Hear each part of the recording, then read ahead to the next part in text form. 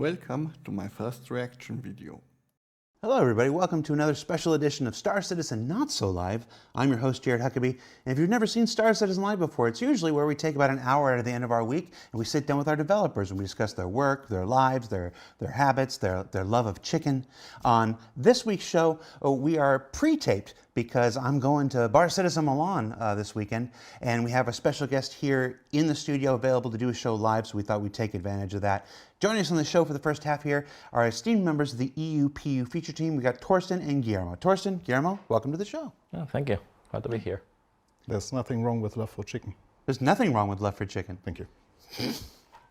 All right, so you're here today because you presented the resource management presentation at CitizenCon this year.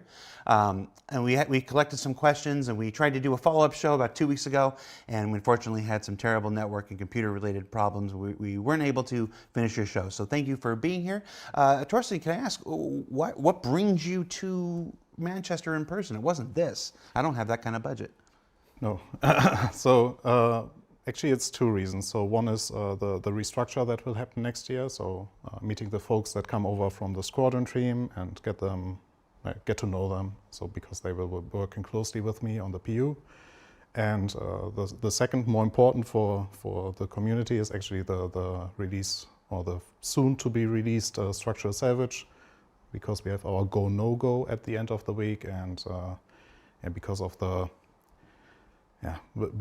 importance of the feature, we decided it makes sense to come over and help the team to get it ready. Well, that's the virtue of Frankfurt just being a hop, skip, and a jump over the channel anyway. Yeah. I remember CR said this.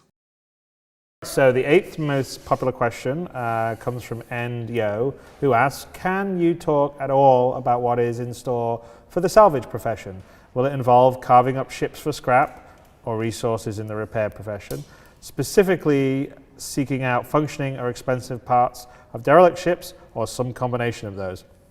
Will this be like mining and require good scanning to effectively find salvable ships and stations? I kind of break salvage down into two different concepts. One is what I'd call scavenging, which is when you're actually extracting entire pieces of value from other ships. Could be engines, could be weapons, could be cargo, whatever. And then there's also what I'd call scrapping, which is basically the extraction of the raw materials. You're actually pulling off the metal plating from the wings and stuff like that. And we've talked about having these elements distributed in logical fashion so that the players that are more knowledgeable about where the most valuable elements and stuff are on a particular ship can strip the most valuable pieces that much more quickly. And so I think what you're going to wind up having is a tier of players. Some of them are interested in one thing or the other. Some of them are interested in only the most valuable parts, and then they quickly move on looking for other things, other things to scrap. Other players are basically looking at completely reducing a ship down to just a husk and leaving no value behind. Knowledge, different tier of player. Do you keep this in mind? Yeah, well, I mean, so to be more specific to answering the question, it is going to be a combination of both. So you'll be able to just take general sort of debris and essentially scrap it into whatever salvageable material that you'll be able to use or resell. And then you can also look to salvage working individual items. So if a wing blows off, but maybe it has a functioning gun on it that hasn't been damaged or damaged very much, if you can find that and detach it from the wing, then you've got a second-hand item you can sell. So both those are going to be part of the sort of salvage profession. And Tony sort of was talking about the next level, which is sort of scanning and sort of knowing the aspects of a ship that may be the best to salvage. So, you don't want to maybe salvage the entire hull, but perhaps this part of the hull has, whatever titanium armor, and therefore is more valuable than another part of the hull. So that would be the part that you'd want to sort of salvage or dissolve into your sort of big salvage tank. And one of the things I really like about that, particular concept is that it scales really well to any number of players. In other words, when you think about a salvage ship as having one laser, whatever it is, that's basically going to pull these materials off of there, you've got only a single player that can actually engage in that. And if you want more, maybe we could add a second, a second one of these devices, but you're going to still be fairly limited. If you start to turn this into something where players with their individual, hand-controlled stuff can basically extract things, then you have two things. One is it becomes very time-consuming at that level, at a personal level, to basically to scrap an entire ship. But it's actually still very cost effective if you have done this enough such that you know where all the most valuable areas are, and that's all you're going to bother with. And so what I would say is when you're talking about scrapping the entirety of a ship, that's probably going to be, you're going to aim the fire hose at it, the big dedicated device. And when you're talking about just extracting bits of value quickly, get in, get out, maybe because there's a lot of residual dangers in that area, then it actually becomes very effective to have you and 4 or 6 guys, which may be other players, friends of yours, maybe other NPCs that you've hired, to just attack it in mass, just hit the valuable points, the valuable parts, and then move on. Yep, absolutely. So there you go. All those things will be there. So I think salvaging will be quite fun, and graphically we kind of already handle it with the damage shader, because you can sort of dissolve off the surface in a more regular pattern, and that's you're taking off the top of the hull for salvage. This is a great example of where we're reusing technology, from one purpose to another, and we're actually going to do the same thing. Repair is actually going to be largely the inverse of this process, to where you take raw materials that you've stored in your ship, and you can dispatch 3 or 4 or 6 guys, or the big, dedicated device, depending upon how quickly you want to move across the entire ship, and repair just select areas. Yep.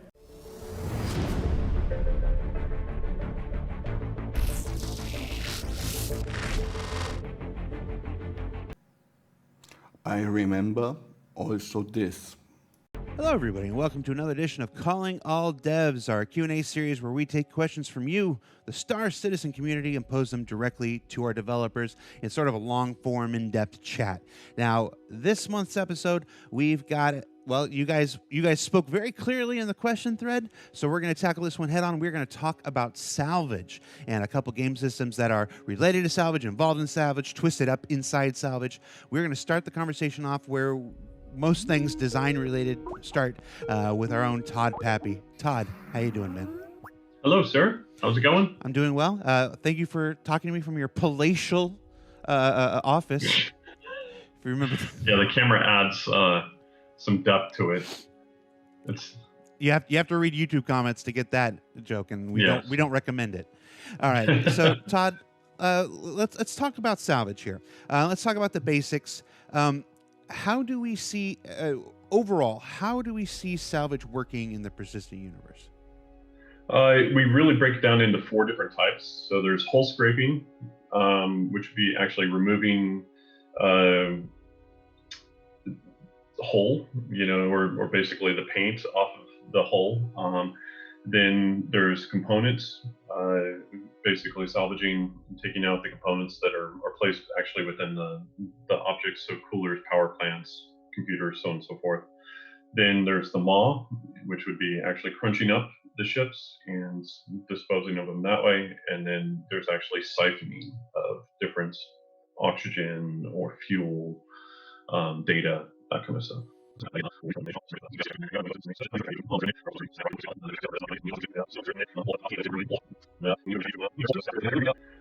We really break it down into 4 different types. So there's hull scraping, which would be actually removing hull, or basically the paint off of the hull. Then there's components, basically salvaging and taking out the components that are placed actually within the objects, so coolers, power plants, computers, so on and so forth.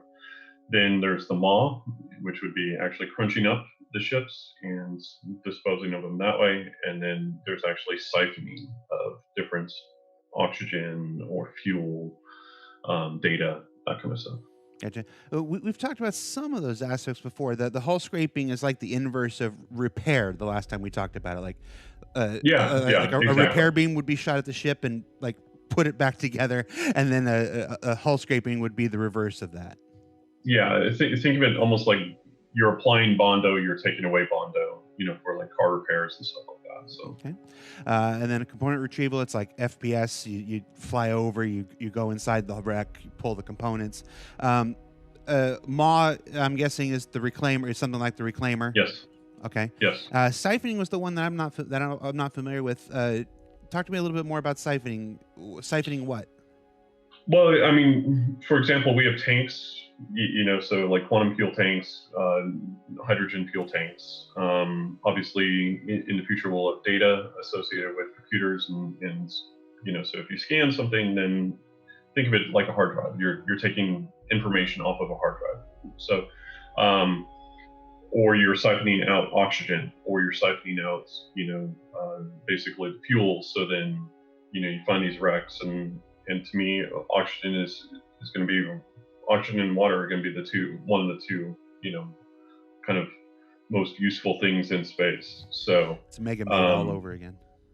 right. So then you want to take those, and so then in the future you're not having to pay for these things, or Okay. if you can get them for free, then why not?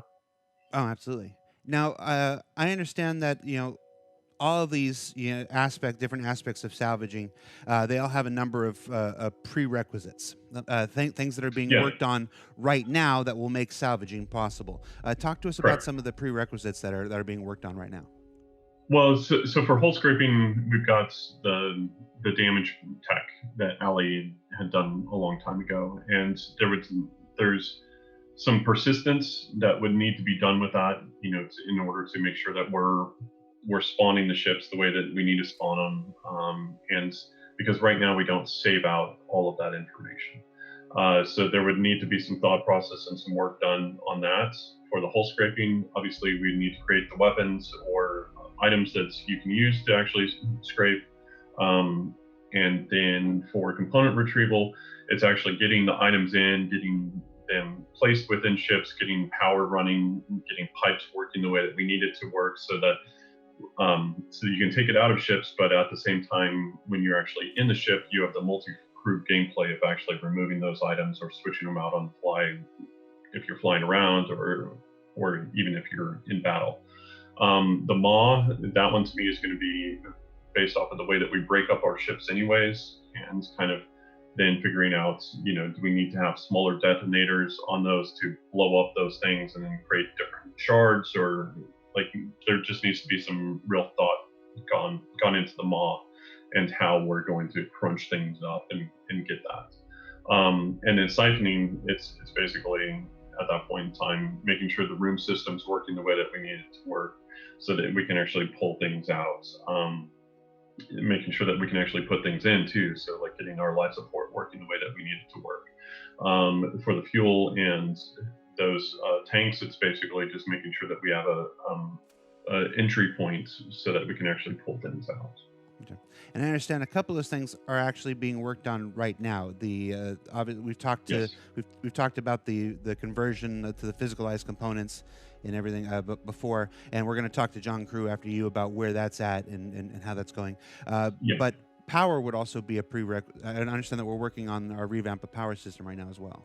Well, yeah, it's basically we got power system to a certain point, and it was workable for so long, but now that we're really getting into the multi-crew ships and getting into that thought process, there's fundamental things that just need to be finished off in order to make sure that it will work right, so that, let's say, a power plant, or a fuse in the ship goes down, a player needs to go and replace it. But so we need to get that working. We have pipes where power runs anyways, and we have that, but we also don't have, in all the ships, we don't have the physicalized components in there. And so that's one of the major factors that we're going in and doing right now. Then with the power working the way that it needs to work, we're making sure that it works in ships, but also in environments, so like space stations, or even on the planet in our outposts and items like that. so that it's just one cohesive system. So when you understand, oh, that's a power plant, if I take that away, then things turn off. We want that to be very, very clear to the player. Gotcha. Well, I think we're going to put a call into John and Dan and talk a little bit more about the current work on the power system, the current work on the ship component system. It okay if I call you back if I have any more questions when I'm done with them? Yes, sir. All right, man. I'll see. Well, maybe I'll see you in a few minutes. Take care, All right, man. cool. Later. All right, thank you so much, Todd. Now we're going to Vehicle Director John Crew to find out what's going on with our physicalized vehicle components. John, how you doing? Hi, good, thanks. How are you? I'm doing well. We're talking salvage this month. We know that vehicle components are an integral part of the component retrieval aspect of salvage. So tell us where we're at. We've been hearing about this for a while now. Yeah, so lots of bits in motion on the vehicle content side and the vehicle features side. First up, the props team have been working on all the components, so you will have seen them in all the shops. So there's literally hundreds of vehicle items being made or have already been made, and they're just doing the work to make them all fully release ready, because obviously it's one thing seeing them in the shop, it's another thing seeing them all embedded in the vehicles. On the actual vehicle content side, any vehicle that has been released in the last 18 months, 2 years, players will have noticed that they have all these hatches and component cupboards, for lack of a better word, popping up in their ships. So we build them in at production point now, or concept phase, so we know where they all go. And then we're going, at the same time, we're going back through the older ships. Like, I think one of the first ones we went back to was the Retaliator, to carve out the spaces for them in the geometry. So if you look at the Retaliator now, you see all these items in the ship. So the props is one bit, the vehicle content is the other, and then the last bit is the engineering side. So at the moment, if you see a component in a ship, take the Retaliator for example, those are not the actual items, they're just brushes placed in there to validate that the space is all correct, it's all going to work, you've got enough access to it. Some ships, such as the Carrack, actually when you open some of the hatches, they do have items in there. Those aren't brushes, they're the actual items attached to your ship, but because of various limitations that I'll get onto in a second, those are actually attached to the exterior of the vehicle, because that's just how all our systems work currently. So whilst they're inside the ship, they're actually outside the ship. And when you're inside the ship, you can't interact with anything outside the ship and vice versa. So we need to solve that. So scheduled for next quarter, the vehicle tech team are going to be working on a way to place those items physically inside the object containers of the ships, and then they will all automatically link up to all the external systems we need. And that will allow us and allow you to change your items inside the ship, see them visually change, and actually all be hooked up, which is, of course, a precursor to salvaging, because you need to salvage stuff that is inside the ships. Right. So those are the three big areas that are sort of in progress on our side. Gotcha. And those are all in progress, while other teams are working on the power systems and everything, the pipe system that will make all these components actually function and make removing them and putting them in actually mean something and change something to the ship. John, thank you so much. We're going to go ahead and we're going to move on over to Dan Truffin and learn more about that power system now. So I'll let you go. Thank you. Cool. Thank you.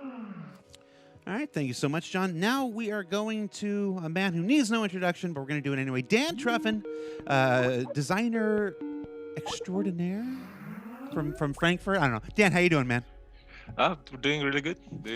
Working from home, so yeah, it's fun. Aren't we all? All right, so we're talking salvage today. We've talked to Todd. He's given us kind of the overview. We've talked to John, who's talked a bit about the physicalized components and ships and stuff. And now we're talking to you about a power. But I have a feeling from talking to you before that what we're going to talk about is more than just power. What are you working on right now? Yeah, it's definitely more than just power. So when we started building our ships and building our environments, we started building with what we call the pipe system. And this system, while it did its job pretty well, it's already a bit old and we're only using it right now for limited things.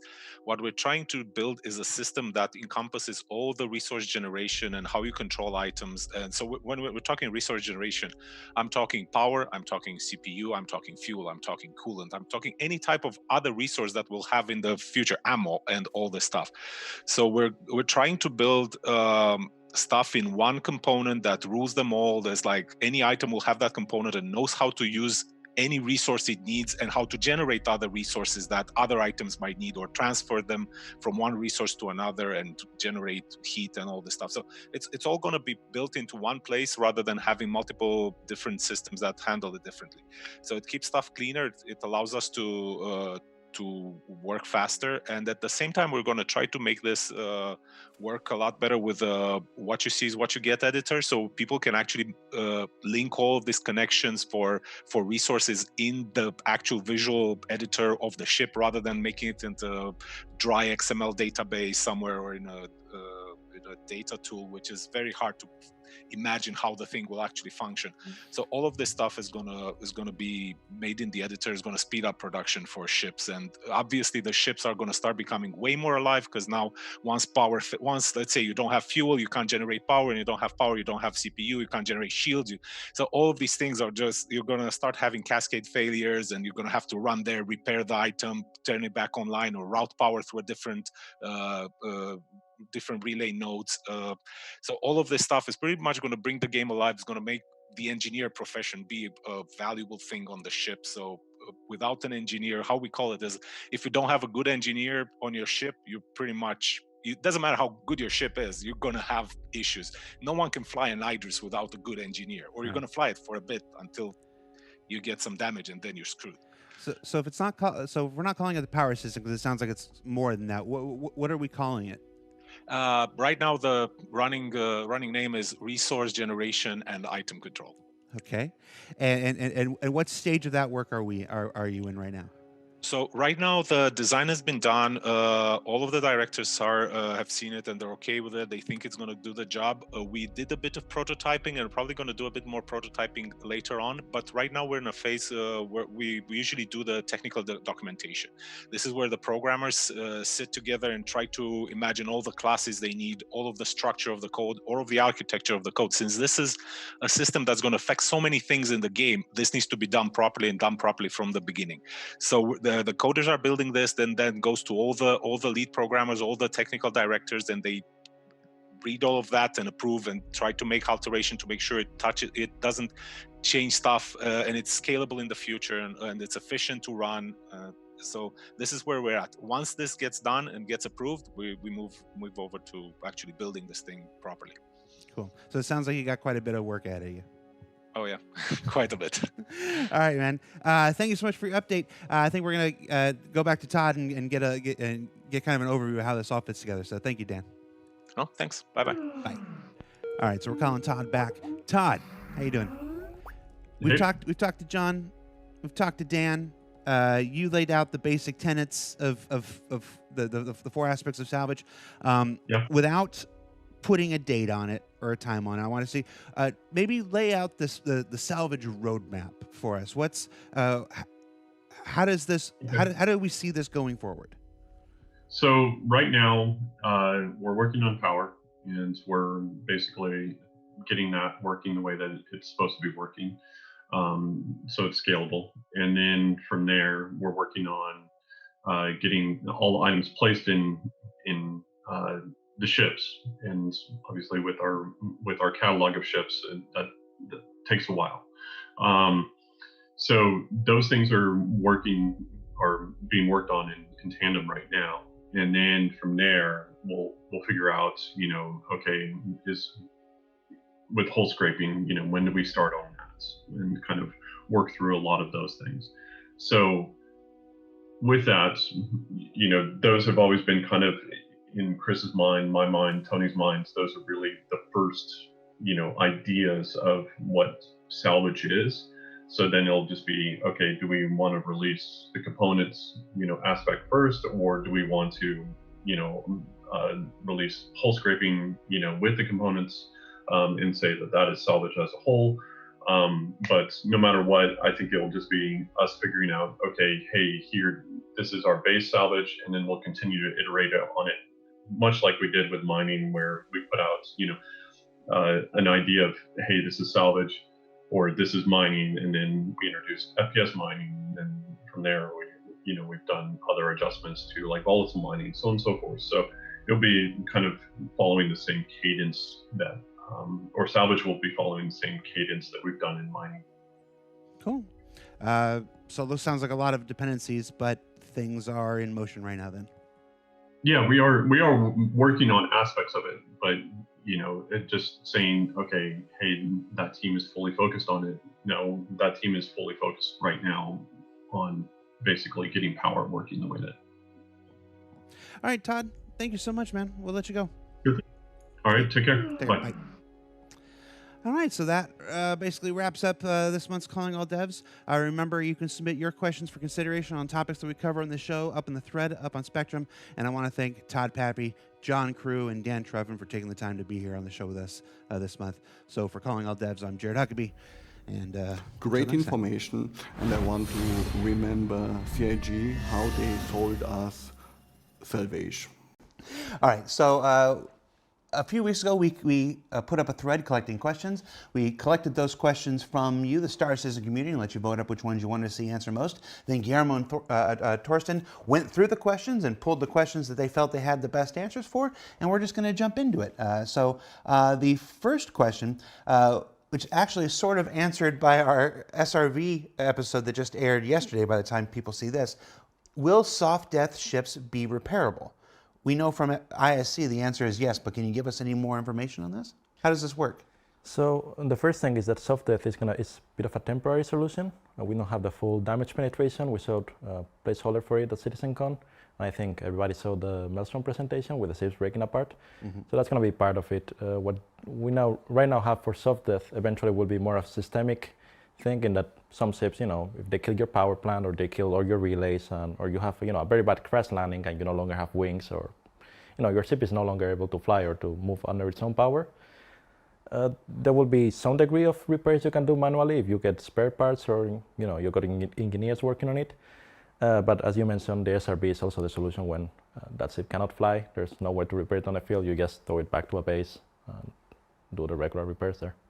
And so I understand. So like I said, right now we have this soft death. It's this the entire thing doesn't just destroy; it just becomes kind of a potentially useless hulk. Mm-hmm. But with the SRV, we'll now be able to grab it with a tractor beam and pull it back to a repair station and get it repaired instead of waiting for the insurance payout. The repair isn't in yet, so you will be able to move it, and but repairing, I think, doesn't. We didn't prepare it for that yet, so there is no drop-off points yet with the SRV. But for the future, that will be the case, that you have the dedicated drop-off points where you can then fix the ships that you cannot repair on site anymore, especially the bigger ships with, because there's the concept of size 1 and size 2 ship items you can replace, right? You can pull them out with a tractor beam and pull something or push something back in to that, whereas with the bigger items, size 3 and size upwards, you cannot remove. So if they are destroyed, you lost them, and then you need to bring the ship that is now dead in the water into the hangar and have it repaired there. Gotcha. So after 322, some version of you'll be able to bring the soft death ships back to specific places to get them repaired. No. So you can bypass the recovery thing. And then, of course, as Maelstrom and more elements of the physicalized damage system comes online, soft death itself goes away. No. And it just becomes, your ship can now be disabled through a variety of methods, and therefore resolved and fixed through a variety of methods. Does this mean you delivered the SRV without dedicated gameplay? Okay. Mm-hmm. Next question. With the implementation of the engineering role, how hard will it be for a solo player to fly a multi-crew ship like the Cutlass, Constellation, or anything bigger? First of all, engineering was a profession, not a role. It was always sold as a profession, like explorer, miner, or other professions. Next question comes from Siddhi Drak McGillian, who asks, will larger ships have damage control lockers, places where emergency response and repair parts are stored to respond to shipboard fires, hull breaches, dangerous gases, etc.? Yes. So absolutely, we're going to have specific gameplay on bigger ships where there'll be nodes and things that would break down. So pipes are connected, and the pipes are how power or heat or oxygen in the case of life support would all be connected. So the different items, they may require power, but they also emit heat, or they may require a data input. And on the bigger ships, those pipes go through different sort of connectors or conduits. You could almost think of it as a sort of conduit that has a fuse in, and maybe like when there's damage, boom, the fuse blows. There's a power surge and the fuse blows. So now this sort of connector, the power goes here, but it doesn't go through here because the fuse needs replacing. So part of the gameplay will be like, okay, right, crap, the back turret's down because the power node's gone down, on the left side of the hull. Well, you go and fix it and you run back, take out open up the connector, take out the broken fuse, put the new fuse in, power gets restored to the turret at the back. So there will be definitely that kind of gameplay. Fires could break out. You'd have to do, go and extinguish them with a fire extinguisher. So we're going to add gameplay in the bigger ships to give you things to do. The sort of really cool multi-crew stuff. The classic going back to the engine and it's going to overheat, and the Scotty moment, and he's going to go and fix it. So I think that will make the multi-crew more compelling. We're also working on better improvements for how the turrets operate and all that kind of stuff. So watch the gameplay experience improve for multi-crews over the next X number of patches, and that's a big focus of us. And I think it's one of the coolest things is you can do that in Star Citizen. You don't really get to do that in pretty much any other game. And even with the limited amount of multi-crew action you can do now, I see loads of cool videos, people running back in the turret and fighting off some pirates that are attacking them or other players that are attacking them while their friends flying. And so just imagine that when you're actually able to, fix things or patch things up, and you can do more from the engineering station. So we're, with the future iterations where we have our new item system comes online properly, which has a lot more power and has the ability to sort of share authority between items. And so, we really can have a pilot designate some functions to a co-pilot in a way that you can't presently do, but it is part of the plan, and it is part of our new item system, which is, the first iteration comes online for some of the personal items in 2.3, and then beyond that. So I think it's going to be some pretty cool gameplay with that. All right, here we go. First question comes from Jay Mojo, who asks, will we have the option to turn all of the lights off in a ship? Say the Starfarer, if we get pirates or other players try and take over the ship, can we shut the lights out and pull on night vision of some kind as countermeasures to survive / kill them? So the answer is yes.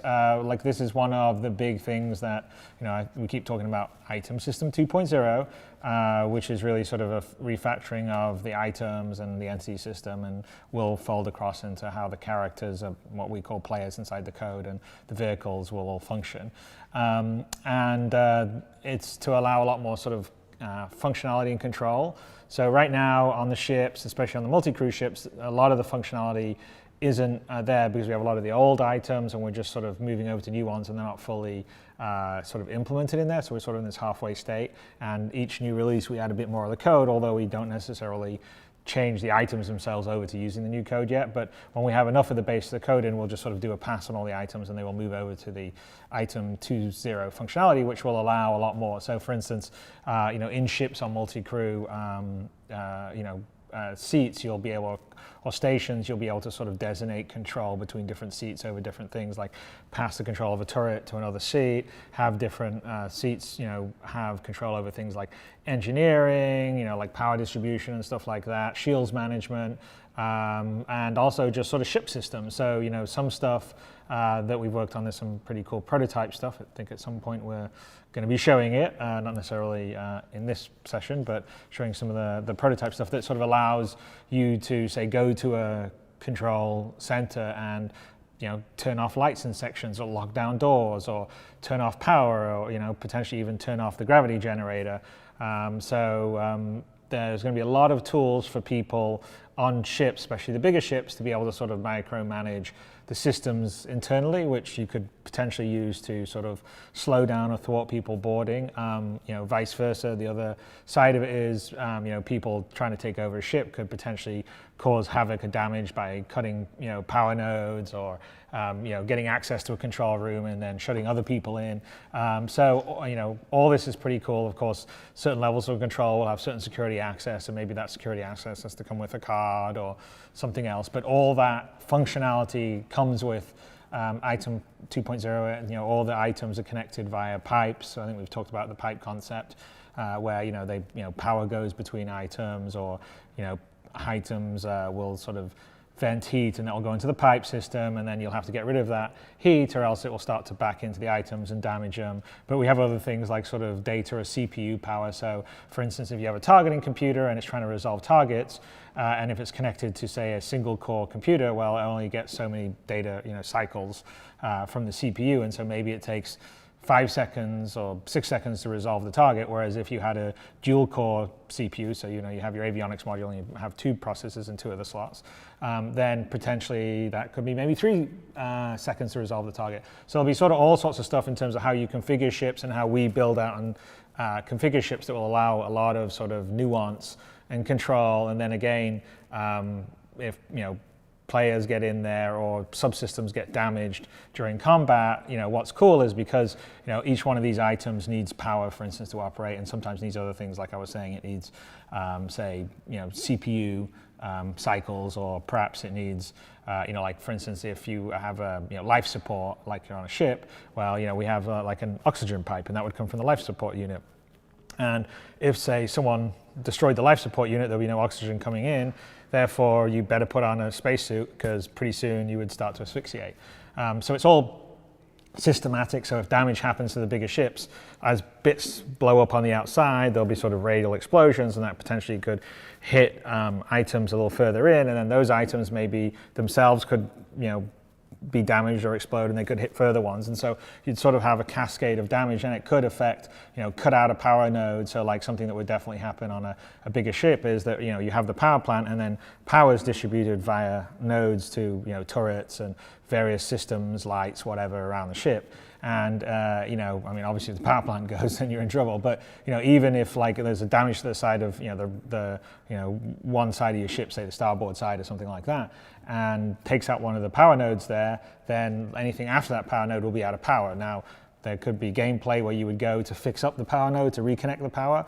On the bigger ships, there may be alternate ways, maybe more than sort of one power node route, and you could go to the systems management and reroute the power from one node to another node to get power going back to the rear turret or whatever else like that. So all that functionality is going to be incredibly cool, have a massive amount of sort of gameplay potential, make crewing and using the bigger ships, the multi-crew ships on up to sort of the cap ships that we've got, a huge fun experience. So that's kind of some of the stuff that we're the most excited by in terms of sort of the space adventure and combat side.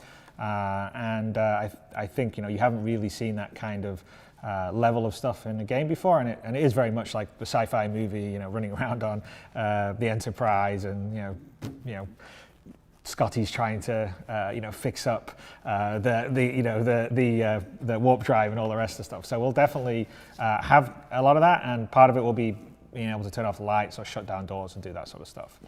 Well, as we talked about earlier, like with the power system and basically with the environments that we're building, where they have power, oxygen, or life supports, then gravity, as well as possible other leaks or radiation leaks. And so when you're running around in those environments, from a design standpoint, we want to be able to create different scenarios. So either you come into a derelict, or you come into one that's fully powered and fully operational. So for us, it's more about just creating these situations that will allow players to investigate and try out and deal with the appropriate, and find ways to solve those problems. So whether it's a radiation or oxygen leak or something like that, then you need to go get your suit on. You need to basically have enough oxygen to survive what you need to do in that area. or if it's too close to a sun or something like that, then you're going to be dealing with a certain amount of heat. But those to me are spices that, you know, our underlying mission system would be kind of like, let's say, the bland food, and then we use these. Upset about mission system, calling it bland. Yeah, sorry. That we use these different spices to basically make the missions a lot more interesting and unique for the players to. Yeah, in that regard, it's very similar to what we were talking about for the environments, to where it gives you this systematic ability to be able to present the player with all of this, you know, different potential diversity, and allow them to figure out, you know, their own unique solution as to how they want to, you know, chart a course through that. Yeah, and the other thing I'd say is that, like, we're kind of, you know, people haven't really seen it yet, but, you know, multi-crew ships are going to be a large part of sort of, in my opinion, the fun gameplay, you and a small group of friends, or even you and a bigger group playing together. And you don't really see that right now, because right now you can either pilot, or perhaps you can man a turret, and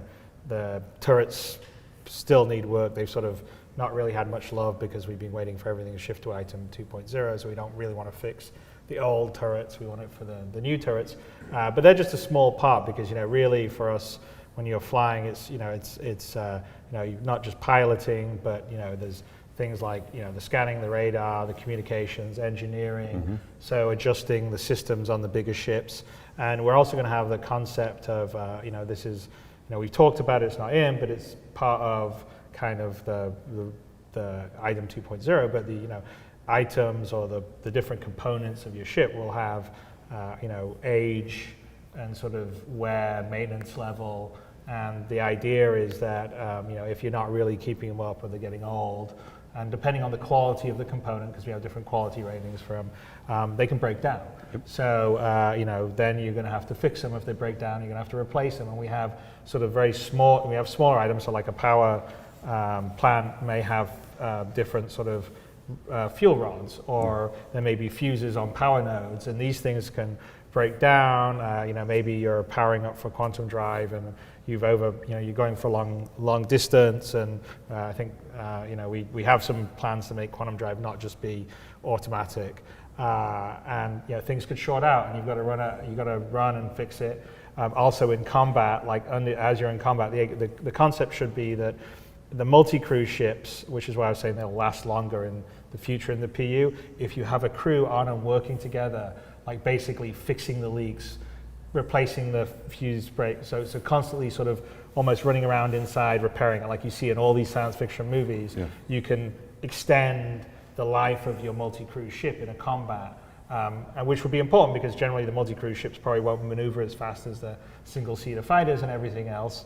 But, you know, they're much more tanky, because not only are they bigger, and not only will they have more armor and more power and more shields and all the rest of stuff, but they'll have an active crew able to run around and fix things as it's breaking. Whereas if you're on a single-seater ship, you can't really stop in the middle of a dogfight, get out EVA, and, you know, repair the shield generator that blew a fuse or whatever. So there'll definitely be stuff to be done in combat, but even on long-distance travels, you know, if you think about, like, you're going from, you know, one system to another system, maybe during the course of it you'll have to do some maintenance for your engine or repair fuses, and I think that's sort of gameplay that can, you know, because we are going to have some transit times on the longer distances where you're not going to be in quantum drive for a few seconds, you're going to be in quantum drive for, you know, minutes or tens of minutes in the longest cases. And so, yeah, there will be some aspect of maintaining your ship and keeping it going, and making sure you've stocked up on items. And so I think there's a lot of real potential for gameplay that comes out of this whole idea of these, like, systemic components or items that all interact together, that need to be taken care of, that need to be maintained to run right, and the people that know how to do it and balance it and juggle it, you know, will be the more successful ones out there. And also with that system, I mean, when I was talking about environments, it's using the same system that he's talking about right now. So now it'd be filtered even down to basically the planets, or the planetary outposts that we've shown, as well as satellites, and everything in our universe will be using power plants or solar arrays or some sort of power generator, but it is basically using the same power system. Yeah, it's the same system underneath it all for all of it. And so we're hoping that, you know, that's probably a bit more than you would normally see in a game, but it's it's one system that goes across everything, whether it's down on the ground and the ships, like satellites you're mentioning, and then once you learn like the interaction and the use of it, it hopefully should be fairly intuitive and be a sort of simplified version of what you get in the real world. And then from that, there's a lot of possibility, because you can not only have to maintain stuff, but you could actually actively disrupt stuff to, you know, prevent someone, you know, like say that's boarding a ship, or you as someone that's trying to take over a ship or take over a space station or take over an environment on the ground, could also use these things intelligently, like cut someone's power off to, you know, you want to have those counterplays that people. I would add to what you said, that people haven't yet seen the true potential of multi-crew and what it's actually going to mean, you know, insofar as the gameplay. And one of the areas where it's, you know, we're just going to take, I think, a dramatic leap forward is going to be when we actually start to incorporate the crew. Right now, you tend to basically take over a ship any size, and there's one player, or maybe he's got another person or two. But you know, it's just you kill one or two or three guys, and now you own the ship, and that's going to be dramatically different when players have the ability to go out and, for example, since they want to guard against exactly that, they spend a little bit more money. They hire NPC, could be player characters, you know, with a particularly high combat rating, and then basically anyone that wants to board that ship and try to take it over is first going to have to get through all of those crew members before they can actually, you know, even have a chance at basically seizing control and taking the ship. And then even after they do that, then they're going to face, you know, all of the impediments that we were talking about insofar as, you know, the law is basically going to be on them if they're in a secure zone and a variety of other things. And so all of a sudden you can start to see that act of trying to take, you know, some of these larger ships. It's not going to be something that plays out in a minute or two. It's going to be these long, drawn out battles to where you've basically got probably one well-organized force of, you know, players, potentially with NPC backup, fighting against another, another entrenched group of players whose ship has been, you know, probably disabled, but they're now able to, you know, fight. To basically, you know, try to repel, you know, these borders, and what you're going to get is a chunk. You know, you're going to get a gameplay experience that's going to be unlike anything that we've been able to put forward thus far. With this in mind, let us check the answer. So it will be harder, but only it will be harder if you have a ship that already has a certain age. So if you have your brand new ship that you just pulled out of your hangar for the first time, the wear and tear is non-existent on it. So that means that there is no maintenance required. So if you prepare the energy management on the ship, no matter how big the ship is, you can fly it on your own. But does it really make sense? Because then you are suddenly on the move, then you might get attacked, so parts will get destroyed on your way. That will result in, you from the pilot seat have to get up and then walk over to those destroyed pieces and repair them. So yes, you can do it, but like it will be a real pain to actually maintain your ship. So This is pretty consistent with the messaging we've had since the beginning of this. You know, we introduced the idea of the engineer role at CitizenCon 2952. As we know now, the engineering profession, not role, was introduced a long time ago. Then followed up on it with an ISE towards the beginning of this year, and then you guys followed up on it with the resource management presentation at this year. So we've done three pretty, hefty deep dives into this idea of engineering and the resource management system. And through all three of them, it's been pretty clear, like, this doesn't make it impossible to operate by yourself. It's just going to make it easier and more effective if you bring friends, if you bring talented and skilled friends who understand these roles. But if you're willing to put in the elbow grease. And that was always very important to us, that we make sure that we don't block away the content for players that really would like to fly out their ship.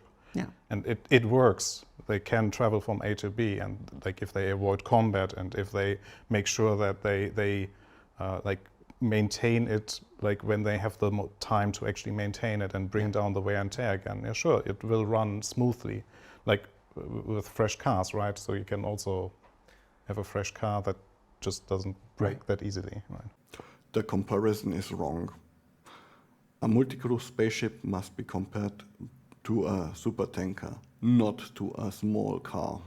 Yeah, and it also comes down to the difference between single fighters or any ships with interiors.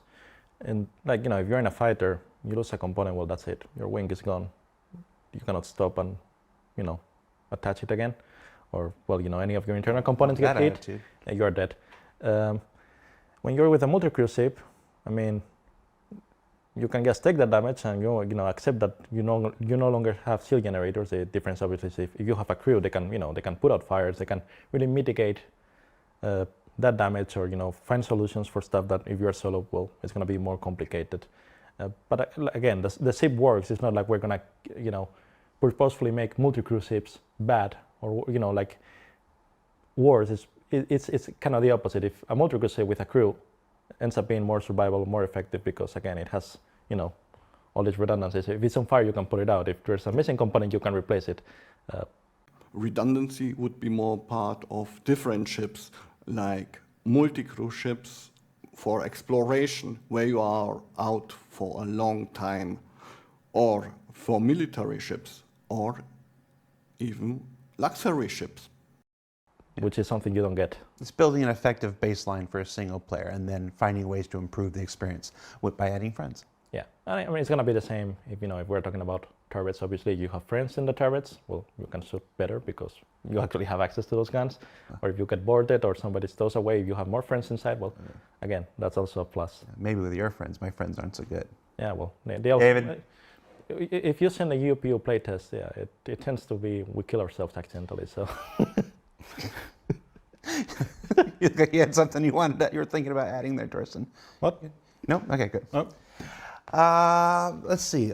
Next question is about repair. Are mini games planned to fix things, or is it just nothing but magic beams over and over and over again? Please stop making Star Citizen to Beam Citizen. You invented so many tools. You placed them into the verse, so let me use them. I don't like to play Beam Citizen. I'm a back of Star Citizen. So there were plans for having more bespoke repair, but that will not be part of the initial release. We will just go for the simple solution first, and then we will observe how that actually is perceived by the community. And if there is the necessity to actually make it more complex or more bespoke per item, then sure, we will think about that. But for now, it is really a very simple repair mechanic for the items, and then we will see. Because what we don't want to do is like you need to read a handbook to actually understand, like, okay, what item do I actually need? What resistor do I need? Like, what capacitor do I need? It doesn't make sense that we have to make people study our game to actually be able to play it. So it's still a game. We are a simulation-driven game, so we want to tailor to that. But yeah, we really want this feature also to be out, so we don't want to like overcomplicate it and then block the release of it. Yeah. So it would be fine to have a simple solution for now, for the initial release. But no, I want to have a profession. I want to have knowledge. You promised this all. You didn't hold this at Salvage. You didn't release this at mining. It's so boring. So don't destroy engineering, please. It's hard because there isn't one brush you can paint all Star Citizens with. Yeah. There are folks who want that 15-person multi-crew capital ship experience. There are people who want to be alone in a starfarer out in the wilderness, just helping people with nobody else. And then there's 100 brushes in between. So finding that sweet spot is always a bit difficult. But I agree with this idea that you get it out in a simplistic in a functional form, and then you see how it fits with everything else that makes up the entire physicalized damage system. And then it's like, okay, if it does need more complexity, then we add more complexity. And it could be that all the other complexity we add for all the other systems is plenty, and repair is just fine with a simple beam kind of thing. So yeah, and though that applies to actually repairing the item with the beam, obviously you still have the damage control of the whole ship, which involves, you can have fires, you can have bad atmosphere, you can have, well, actually loss of atmosphere or, toxic atmosphere due to a fire. Or you could also have relays being knocked out, and you need to figure out which items to, turn off or turn on to compensate and keep fighting as well as you can until somebody can repair that. So there is already a degree of complexity to the damage handling, but yeah, the main thing is going to be right now for repairing just the beam, and we'll see. Yeah, but actually you mentioned that we already have some items that need bespoke repair. So we have the fuses for the relay that needs to be exchanged, so that is a type of repair. We also have life support that is its own type of complexity with the scrubbers that you need to exchange to actually, like, at some point they will deplete. So this is also something that can be counted as maintenance or repair in this regards. Then, yeah, like Guillermo just said, fire is its own danger. So that is definitely something that has a bespoke counter to it, which is the extinguisher or even venting the rooms. So there are some things that are already a bit more complex than, like, in comparison what we showed at CitizenCon, repairing the power plant, which is, yeah, you use the beam to repair it. But yeah, as said, so we have already a lot of complexity. Wait. The complexity is for the full crew, so not for the engineer. It's a big difference to say it's a profession and someone has to know his job, and the crew has to play together and manage the ship. This is a big difference. And well, I wouldn't say that our team is the best in handling multi-crew gameplay, but like we try to be good, and it's really hard to manage. Like, even with the amount of people that we had on the ship, you saw us fail in the CitizenCon demo. We blew up. That wasn't intention that we blew up. We wanted to have a nice success at the end of the demo, but yeah, I was like, yeah, okay, let's leave it in. But yeah, so there's a lot of complexity already there. You make a very good point. I want to be sure we shot. Now, unfortunately, we had to, certain aspects of your presentation, it says we had to rush through because somebody had to be scheduled after the Star Engine presentation, and they ate up a lot of time on that stage, and deservedly so.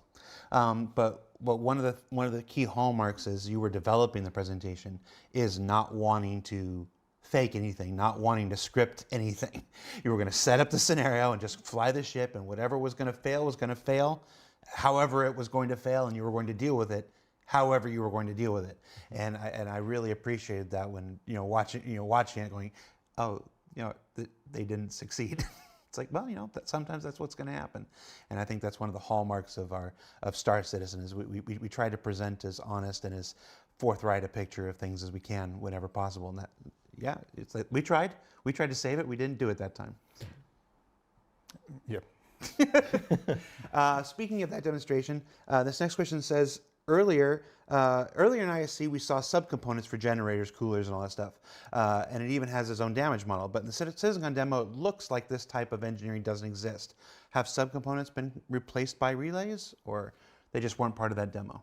So, I mean, I guess the fuses for the relays are part of the subcomponents we have, and we also, the life support system also has a set of subcomponents, the scrubbers, for example.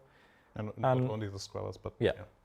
And well, we were also thinking, maybe some components we were thinking about the other day may need to be subcomponents of maybe the CPU or of the avionics system or of the power plant. So yes, but only the way to say it would be like, yes, we have some components, they're still going to exist in some form, but only if it really makes sense if it's adding some functionality, because that's where just modeling health with. You don't need to drill down on every single thing just because we need to drill down on every single thing. Yeah, that's like our credo, or it started to be our credo, which is like we really want to have meaningful gameplay rather than complex gameplay for the complexity's sakes. Complexity is not the opposite of meaningful gameplay. So this is like something that is starting to be very, very important for us. And but also to answer concretely on that question. So we have them on our plan. They are not currently planned for the initial release because there are several reasons, but like especially content would just kill us if we would just say, by the way, we want to have some components for every item, and then we're often fond of saying bring it to the point of realism, then bring it back to the point of fun. Exactly. like this. I just saw this wonderful 25th anniversary documentary for Half-Life, Yeah. done by a guy I really respect, Dan O'Dwyer, who, he and his team made it for Valve and whatnot. And there's this wonderful moment where Gabe is just like, I don't play video games to be real. It's like, I got realism in the real world. That's not fun. It's like, I got to play video games to be fun. There's always this balance. I think there's this misnomer that everything has to be uber realistic, and I'm like, no, it has to be evocative of realistic. It has to have a sense of realism and stuff whenever possible. But you always got to bring it back to fun, and again, not dragging things down with unnecessary chores.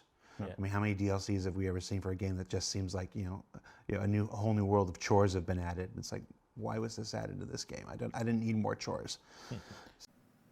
Some aspects of the gameplay must be necessary, and we will do it because it's needed.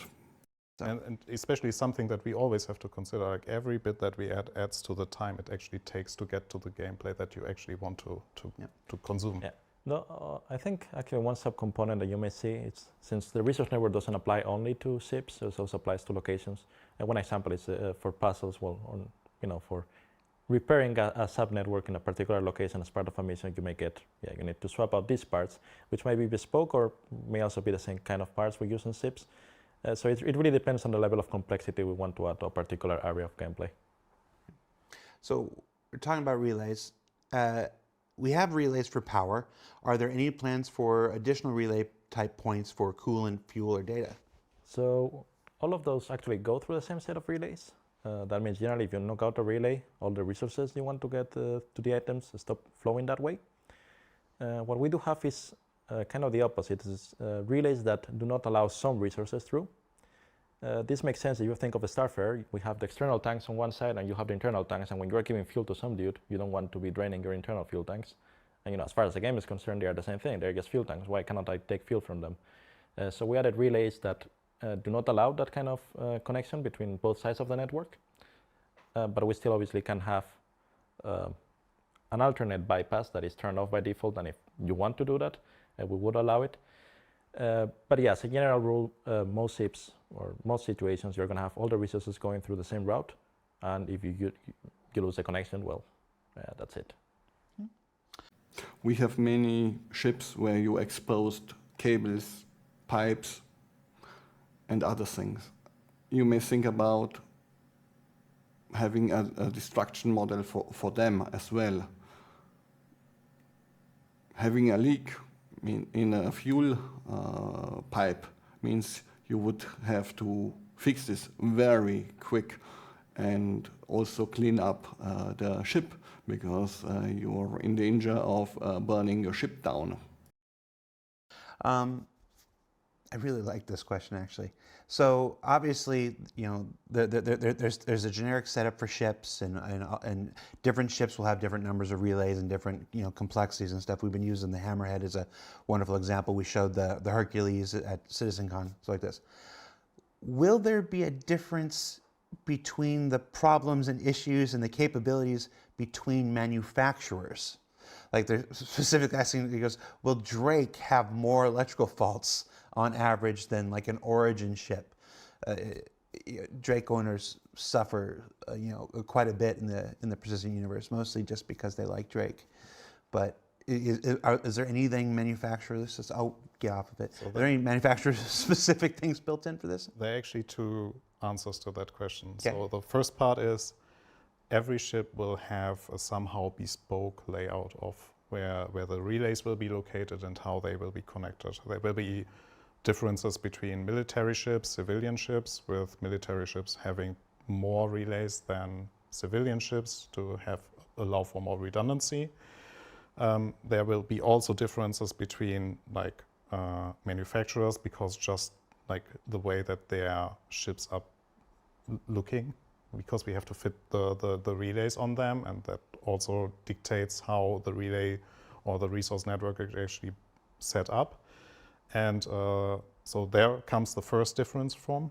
And the second is ship item manufacturers. So it's less Drake itself. So if you have like a very expensive power plant you put in your Drake ship, it will not suddenly work worse. Because it's sitting in a Drake housing. Because it's sitting in a Drake ship. No, it will still the wear and tear rate will be different. So if you invest more money in your ship items, they are less likely to be affected by wear and tear. Malfunctions might be even triggered less often. So item choice will matter in that regards. So even like coming back to the single player, so if you invest a lot of money into your ship and buy the best items ever, you even reduce the amount of like interactions you have to have with the item. So it's more likely that you don't have to run around alone in your ship and try to fix it. Yeah, and also in addition to brands, I think we already have it in game. You have the different classes of items. In the sense, you have the competition, military, industrial, civilian. That's also part of the balancing there. Competition item would probably have a very short lifespan because it's, we expect you to, to go after the race, go back, change it altogether or repair it, while an industrial or military part is expected to be in the field for a longer time.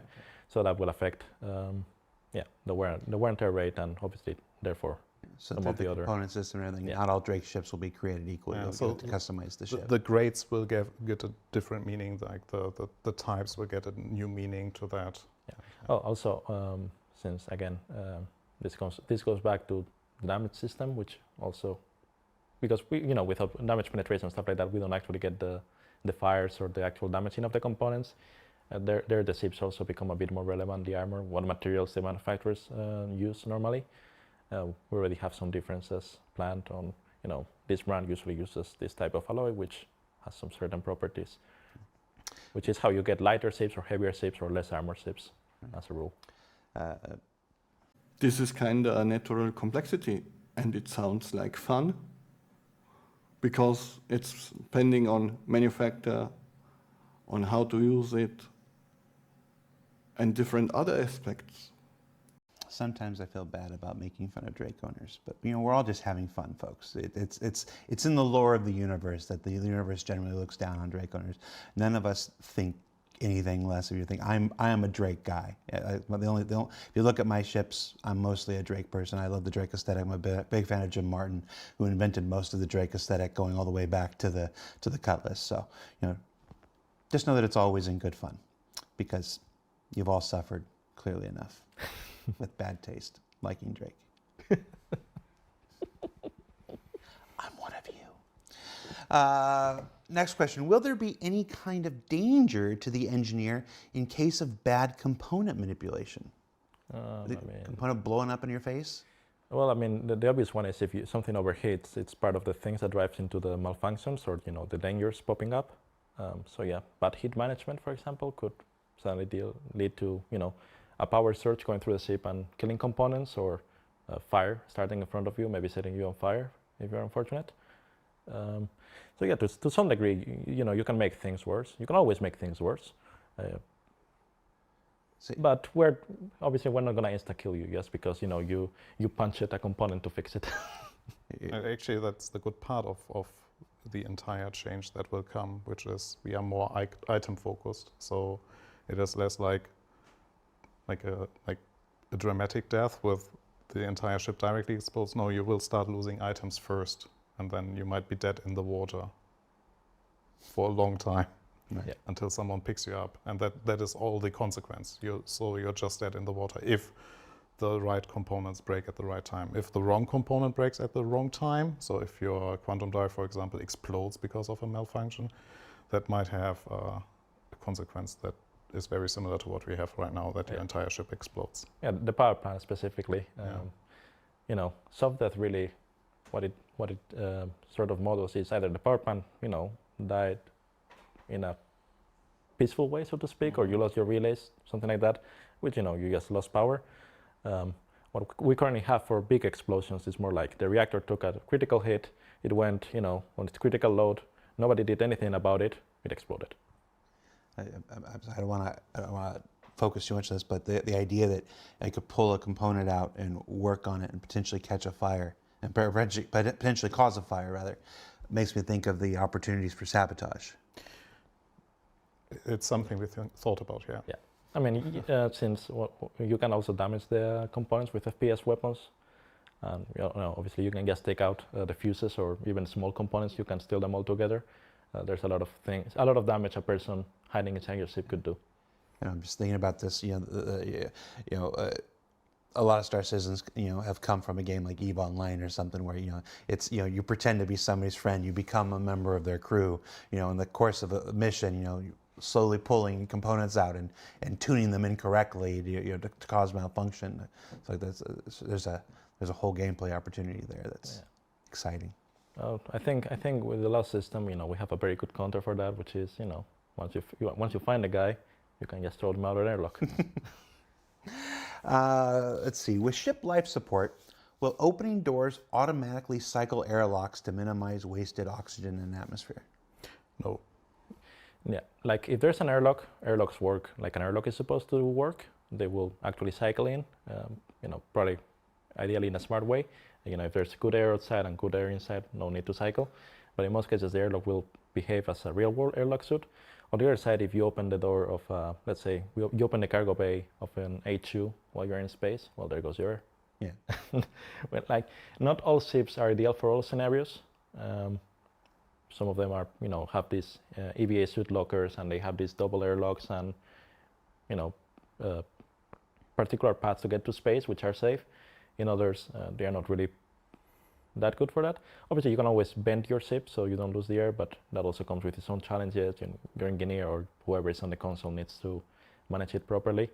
So that's also where part of the ship roles will come in, which are better built for certain scenarios versus others. Yeah. You don't want to add too much automation to it because you want to leave the agency in the hands of the players. And, to be both good at managing it and to be bad. That's a certain agency too. Like some people like being bad at Star Citizen. Yeah. On David. Yeah, we cannot make it too safe, else you don't get hurt and it's not funny on YouTube.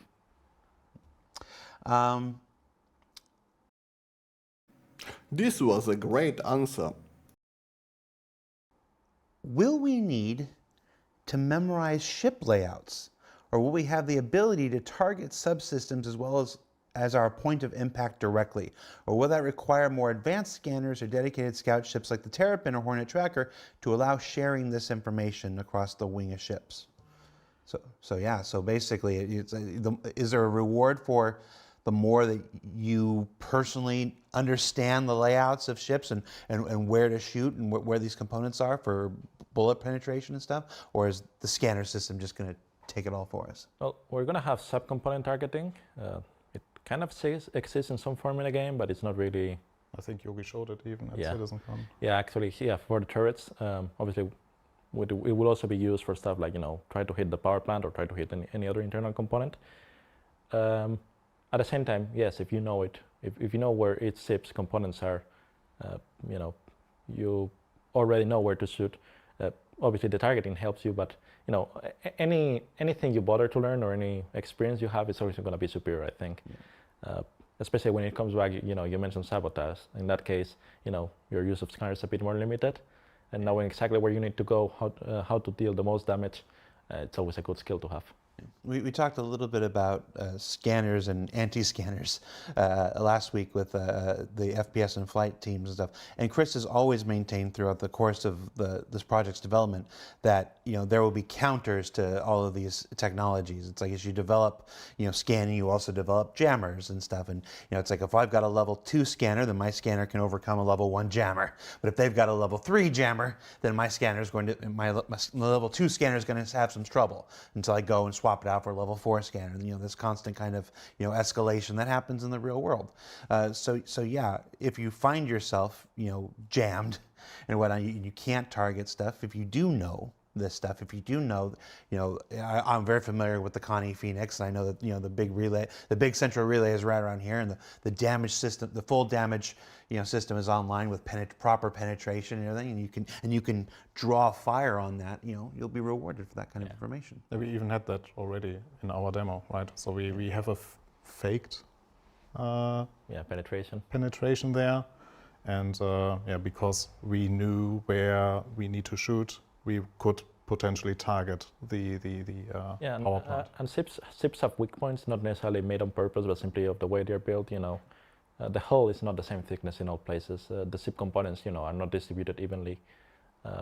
So knowing, if your weapon can make it through the hull and the sails, and that on that particular part of the ship, it's easier to hit the components. That's all. I think that's always a win. Something good to practice and learn. It's going to be interesting to see how that affects pilots and the way they fly too, knowing where your weak spots are and learning to not expose them during combat and stuff. It's got a lot. The resource management system has a lot of knock-ons to many aspects of gameplay. And actually, that is what we're all looking forward to, right? So we really want this, that maneuvering and knowing your ship well gives you an advantage over you don't care about your ship.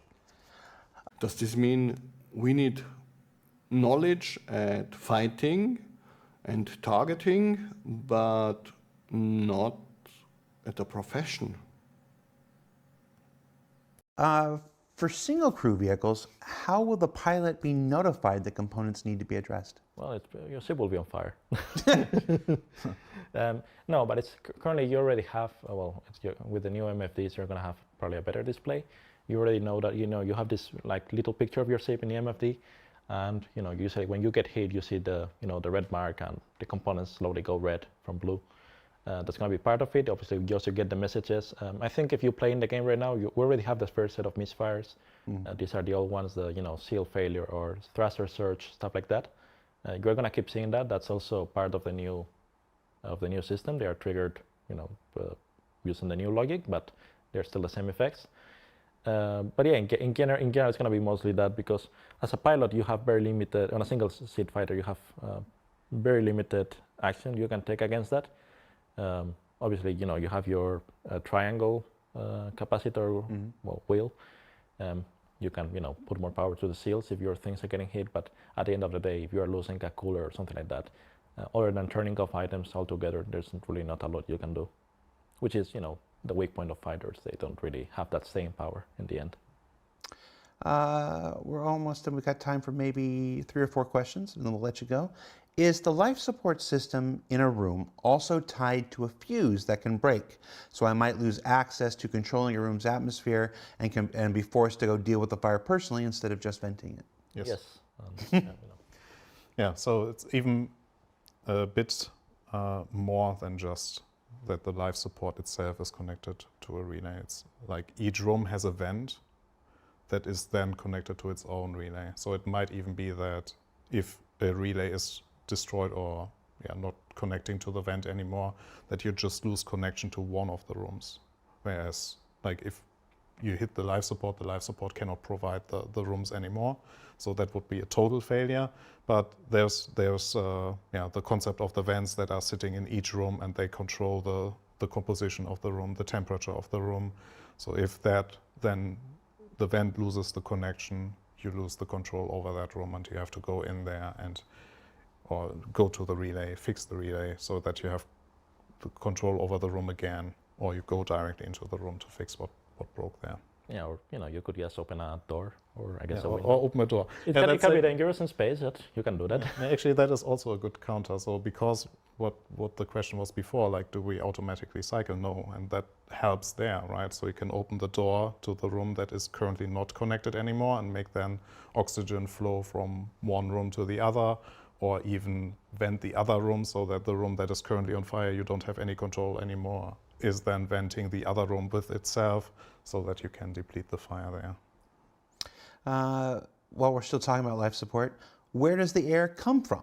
Is it stored in tanks, or does the life support component take electricity and simply generate air?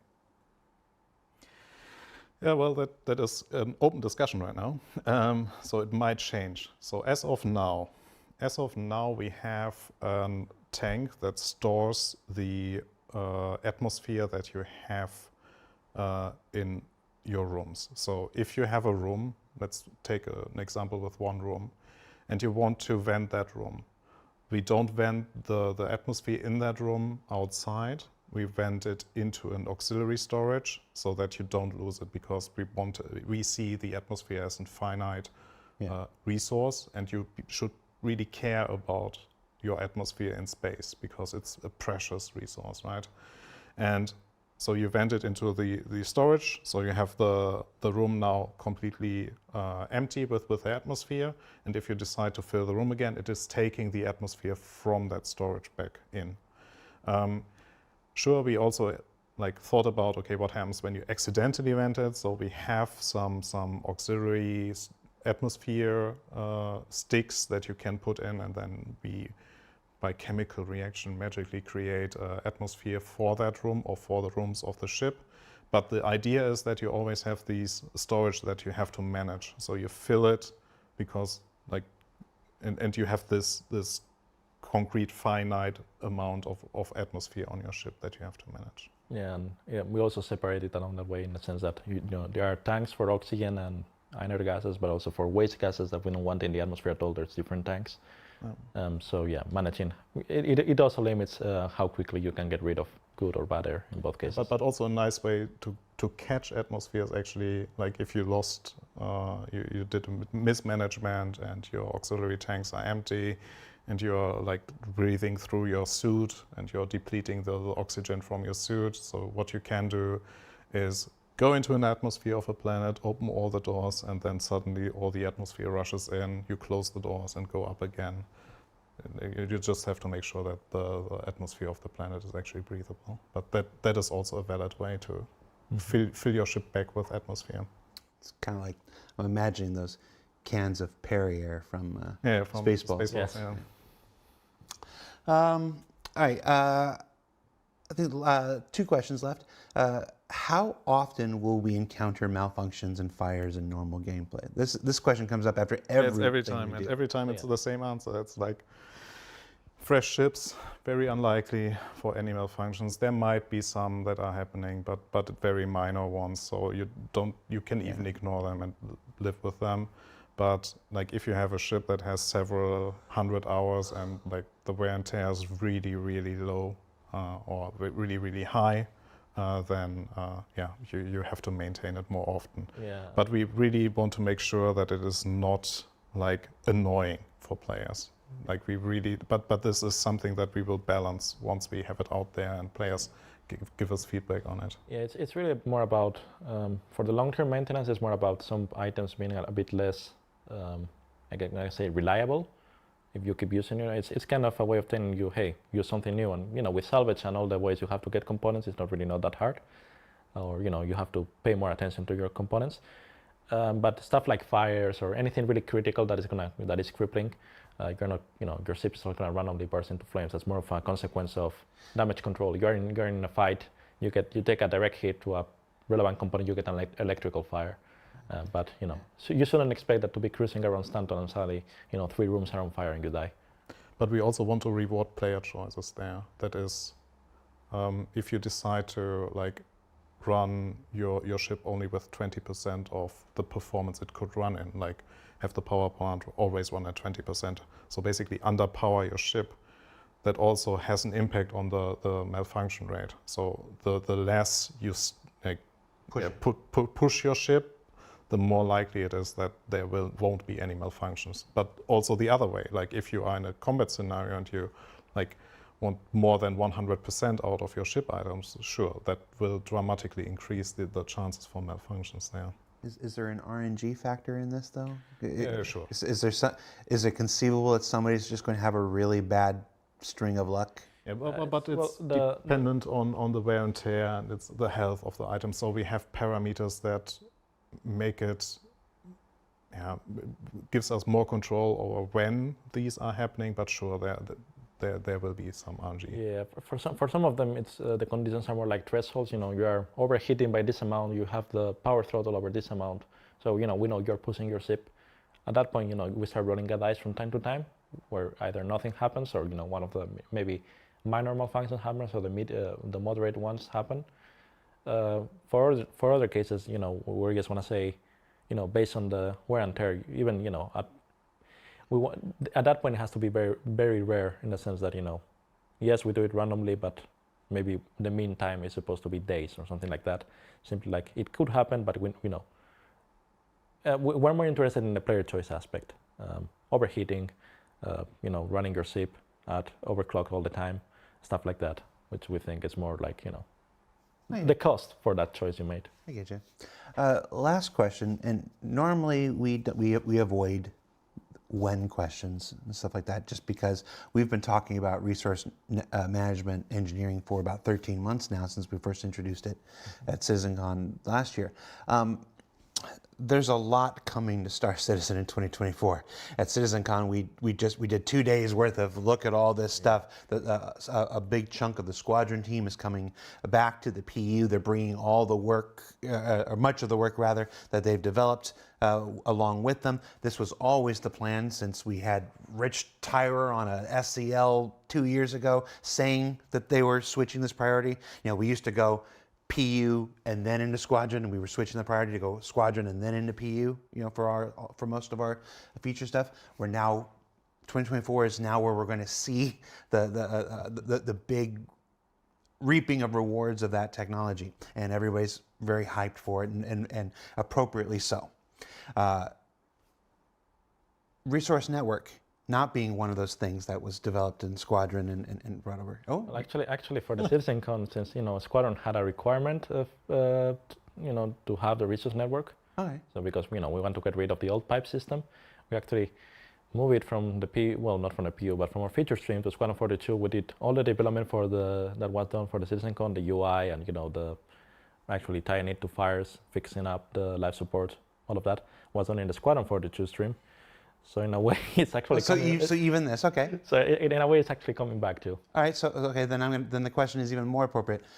What kind of time frame are we shooting for? I'm not gonna. Don't look into the camera and be like, it will be in this thing. I wouldn't believe you if you said that.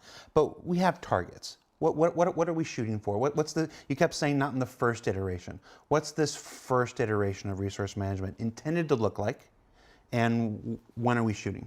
So we are targeting Q2 next year with the release of life support, fire, and the engineering gameplay, so the base resource network with all the base functionality. So that will have also the repair beam with it, the item functionality that we showcased in the demo. So basically everything that you saw in the demo, that is the plan for Q2. Here an idea for engineering gameplay in the first iteration. You could let us select a construction plan for the item we want to repair. You can add the same mini game as for mining, where we have to pay attention to the temperature or different other stuff. You can add a canister as from medical gameplay, where we have to combine different material and have a kinda mini gameplay from the stuff we already have in game. Would be nothing new, but it would be more than Beam Citizen. Awesome. Torsten, Guillermo, thank you so much. I'll let you get back to work. I know you've got that big go to get to. I appreciate you taking a little time for us and being over here. We're gonna come back with a dear friend of mine, Jeff Zanelli, composer of many motion pictures and composer of Squadron 42. We're going to talk a little bit about him. Let a whole bunch of our community meet him for the very first time since we haven't had him on in so many years. And during that switchover, we had you may have seen the post-credits gag in yesterday's ISC. We originally had something else in that slot. Tom, who is one of the partners that we make Inside Star Citizen with, is the world's largest Stevie Ray Vaughan fan. And every time we were shooting those SRV interviews, he continuously was asking people, do you know who Stevie Ray Vaughan is? And he was very disappointed in that so many of our developers unfortunately did not. Do you guys know who Stevie Ray Vaughan is? Yeah, see that's what he was running at, and he was so frustrated with this. He went and personally recorded his own little guitar riff and outro, celebrating the majesty of Stevie Ray Vaughan, tremendous blues player that he was.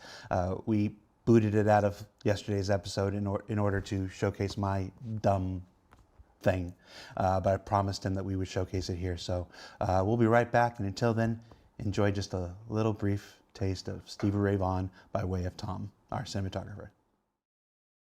The Argo SRV, I'd say, is my pride and joy.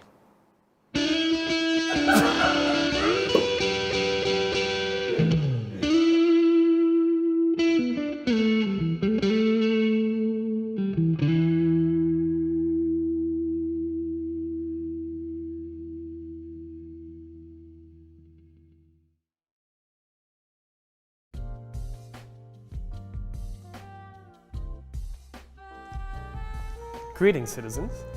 I'm composer Jeff Zanelli. I wrote the music for Squadron 42, and I want to talk to you about something very close to my heart. This is the soundtrack album. And I just want to go over a few highlights. First piece I wrote for Squadron 42 is called Coil Commanders. Actually, my nickname in college. That's where I got that. And I hope you like saxophones. We have another one, Admiral Bishop's Tax Return. You're not going to believe when you find this part in game what's actually going on in this story. It's there's a lot of money laundering subplots and lots of paperwork and stuff in the game, and so I wanted to make sure there was like a paperwork theme, because I know a lot of people care deeply about taxes, tax returns, and Admiral Bishop. So we found a way of combining all of those things.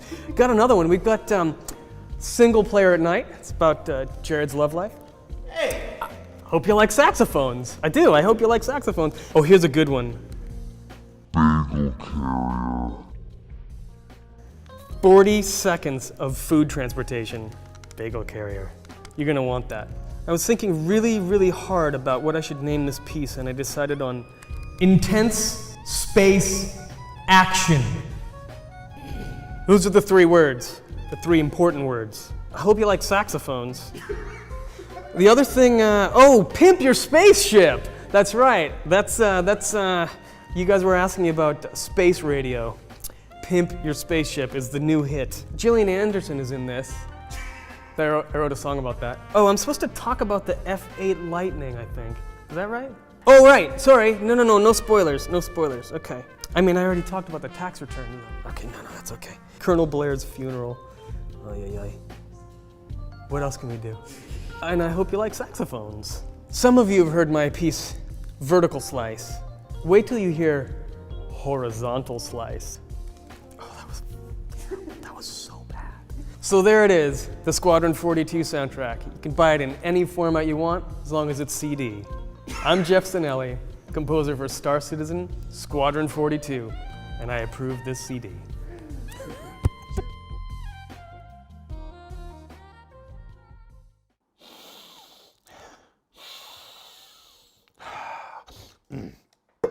Love those fresh air canisters. Hi everybody, welcome back. That was a brief skit from the old Reverse the Verse live days with our next guest, composer Jeff Zanelli. Jeff Zanelli is the composer for Squadron 42, and we haven't had him on the show for several years. Since then, we've garnered about 2 million new Star citizens who maybe have never met him, never seen him, so we thought we'd take this opportunity with Hold the Line and CitizenCon to bring him back on the show and introduce him to folks who maybe haven't heard of him, and revisit for those who have been following his tremendous work. So Jeff, welcome to the show, everybody. Right? Thank you. Everybody. Thanks for bringing me back. Everybody, geez. It has indeed been a minute, but it's great to see you again, Jared. You know, it's with pre-tape. You think I'd stop this and redo it, but no, we're just going to leave that in. It still Star Citizen live, even though it's pre-tape. I just called Jeff, everybody. Jeff, thank you for being here. I want to talk a little bit. I want to introduce you first to our Star Citizen and Squadron 42 community. Tell us who you are and what you do. Sure. Well, I'm Jeff Zanelli. I write music for video games, for films, for television, for all sorts of different visual media.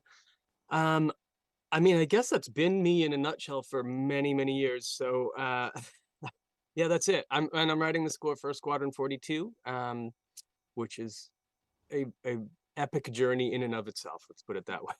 So how'd you get into the industry? Usually in these kind of get to know me segments, we usually cover. I'm always amazed. Like many people can do almost anything with their lives. Why in the world did they choose this? So that's basically my question to you. Why in the world did you choose music composition? No, it turns out that I can't do many things with my life. I can do only this with my life. And I say it facetiously, but it is actually kind of true. This is my one skill. But what I always wanted to do this though. Okay, so I became a musician pretty late in life compared to most musicians that I know. I was 1 week shy of my 16th birthday when I got a guitar, and that was what kind of started the journey. But very, very quickly realized it was going to be a career. Music, anyway, was going to be my career, and that I wanted to be able to write and change styles and change, genres all the time, and that sort of naturally draws you into film music and media music, games, and you know you look at the expanse of the types of projects I get to do, and it's very, very different from being in a band. Plus, you couple that with, like, I don't really like getting in a sweaty bus and traveling across the country with, 5 other people. So I was never going to be in a band. It was not for me. Um, but I don't know that I chose it. I think it really was sort of the only thing that I really could see myself spending my life doing once I got even reasonably good at playing a guitar. It was like, no, this is the path. So I'm genuinely envious of that. When I hear folks who have that kind of clarity of vision and purpose. I worked 37 places before I landed here. And even here, I'm on my like 6th title, and my responsibilities through here have vacillated and changed dramatically in the 9 years I've been here. right. I never knew what I wanted to do because I wanted to do everything. Right. I definitely had that clarity of focus. That's exactly the way to put it. It was a drive. And but I guess on the downside is that I got my last promotion when I was like 21. I became composer, and that I shall remain, I guess. So, so you've decided to become a composer. Where'd you start? Did you start in television? Did you go straight to motion pictures?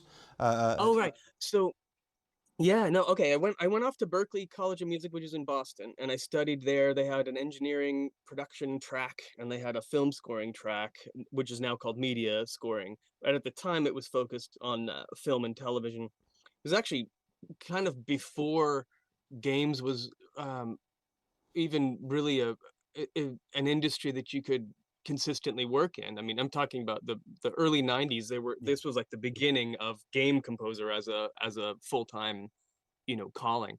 Um, so, but when I finished at Berklee, I started interning. Actually, even while I was at Berklee, I would come out in the summers to LA, and I would intern for Hans Zimmer, who is a film composer. He was writing the Lion King score when I first met him. To put a date on it, I think that's 1994. Mhm. And I was his intern until I graduated Berklee a couple years later, and then I came out and worked for another composer who worked at Hans's studio named John Powell. That was really the first job that I had. I was his assistant, John's, and I did that for 3 years, and then I got my last promotion. I went freelance and became composer. you know, so that would have been right around 99 or 2000 is when I went freelance as a composer. And if you look at my credits, you'll see I worked as what's called an additional music composer on John's movies, which means maybe I do a couple of the scenes here and there, but he was largely responsible for the score. Then I did that for Hans on a number of projects. And I suppose the notable kind of breakout project like that for me was the first Pirates of the Caribbean movie, where it was written rather quickly. I think we had 2 or 3 weeks to write the whole score. So it was Hans and a team of like 8 or 9 composers, of which I guess I sort of moved to the head of the class, so to speak, on the project. And that was the kind of the beginning of the real the real Jeff Zanelli as composer story, I guess. You mean a giant, humongous AAA big budget motion picture like Pirates of the Caribbean only gave you 2 to 3 weeks to compose the score? Yes, it was that's an unusual circumstance. Okay. But yes, We don't need all yes, the Hollywood tea. Don't ruin your career by spilling all the Hollywood. no. I think it's sort of well established. People know there was another composer on the project before, and that's what happened. So I get a call from Hans, who is now the second composer. The movie was on the final mix stage already. They were already doing the final mix, and they didn't have the score. And Hans called me on a Saturday and said, "You need to get to the studio." Right. I almost did a Hans Zimmer impression, and then I thought better of it. I used my own voice. So you got to get to the studio and watch this movie. We're starting right away. We're finishing in 3 weeks. You can't go to the Justin Timberlake concert. You're going to be working. And so I went to the studio uh, with the whole gang, and it really was literally like Hans had this 5-minute piece of music he'd written overnight, and he gave it to all of us. And then it was like, we just need to start writing music, just go. And I sort of loved the chaos of that. It was really like being in the eye of a hurricane. And you know, again, I had, I guess, that sort of clarity and focus. I was able to just put my head down and write music like crazy for those 3 weeks. And it's kind of nice to know when it stops. I know when I get to sleep again. Until then, I will work on Pirates. I didn't know. We had heard that story. We've chatted a few times. I didn't realize you'd worked with John Powell. John Powell was the Bourne Identity movies and Face Off, and I think, did he do Solo? He did, but that would have been long after I was. But yes, Yeah, he did. yeah. But Face Off, funny enough, was actually what got me hired. It was John's first big Hollywood production, and he needed an assistant right away. It was a similar thing. He had a pretty short schedule, not quite as bad as Pirates, but so he needed someone right away to just kind of be there and run, largely tech support. I was loading samplers and getting there early in the morning and make sure everything was working so we could sit down and work right away, and Hey, you got to that kind start of somewhere. yeah, that was, but I loved it. Oh my God. Oh. That's the thing. It's like someone let me in the studio door and I just never wanted to leave. And that was it still doesn't really feel like work, I mean, of course it is, but Yeah, I get you. I get you. Yeah. So okay. So obviously you've begun a healthy film career. Eventually, something breaks in your brain, and you say, "I want to do video games." No, well, but I always did though. It's funny because I mean I'm a gamer with Atari roots, right? Like that's where it started for me. So I'm like the old generation of video gamers. But I think in a way the 90s is really kind of the perfect time to illustrate when video gaming music got super serious. Do you know what I mean? Like that was when you started to hear fully orchestral scores. It was like for a minute there, games were promoting themselves as, oh, we have a full Hollywood sounding score. And nowadays, I don't see that type of promotion because I think the games industry is recognized very clearly we're doing our own thing now. Do you know what I mean? Like it's a genre, and it's actually very different in some ways from film and television, which is also, it's almost like a third career. Um, I'm a little bit lucky. I get to do all three of those things, but some composers, they excel in games or they excel in television or they excel in film, but not the others. So I don't know. I was always built in the way that I wanted to spread out and do something different. And the conversation I have with my agent all the time is what I want to do next is something totally different from whatever I finished, whatever that means. So I'm not necessarily the composer that's going to do only superhero movies or only sci-fi video games or only horror movies. I love, love, love that I get to just go all over the place. That's probably why it doesn't feel like work. I still feel like I'm playing around a lot. No, I hear you. That's great. What are some of the video game scores people might recognize from you? Wow, let's see. So Squadron 42, far and away the biggest video game credit, but I think it's probably the biggest video game credit for anyone. Oh. So that goes without saying. I worked on an EverQuest Champions of Norath, which was a kind of a spin-off. It was not a persistent universe. I worked on one of the Shrek games, and then I worked on a series of Call of Duty games, which was for the NDS. So that was, this Call of Duty with the stylus and everything. It was really, they were pretty wild, but it was fun because they had their own identity separate from the I guess the mainline Call of Duty games. but I think, you know, it's not lost on me that Squadron 42 is the peak of my video game career thus far. Well, or probably ever. Well, fingers crossed. What we've heard so far has been stellar. We're going to get to that in a second. So let's talk about how you got hooked up with Chris and Squadron 42. Where did that come from? I know, was it from your work on Outlander, or am I just assuming? Okay. That's exactly right. Yeah. So hopefully, I wonder how, if everybody knows, Chris made a very, very cool movie called Outlander.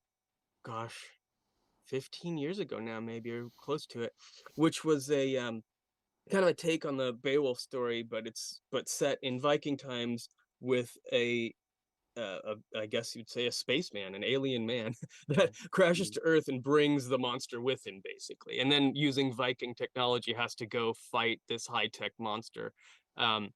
It's quite cool. It's a monster movie. It's really fun. It's a multi-genre sort of sci-fi fantasy thing, which is like exactly in the world of what I want to do.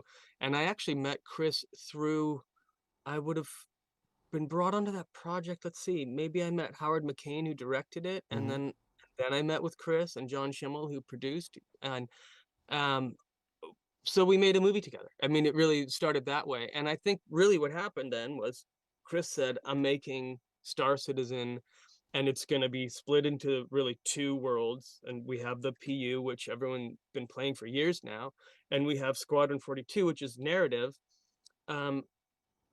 Different very much story-wise from the PU. In the PU, you know, the players are writing their own story. In Squadron 42, the player is involved in another bigger story that already exists.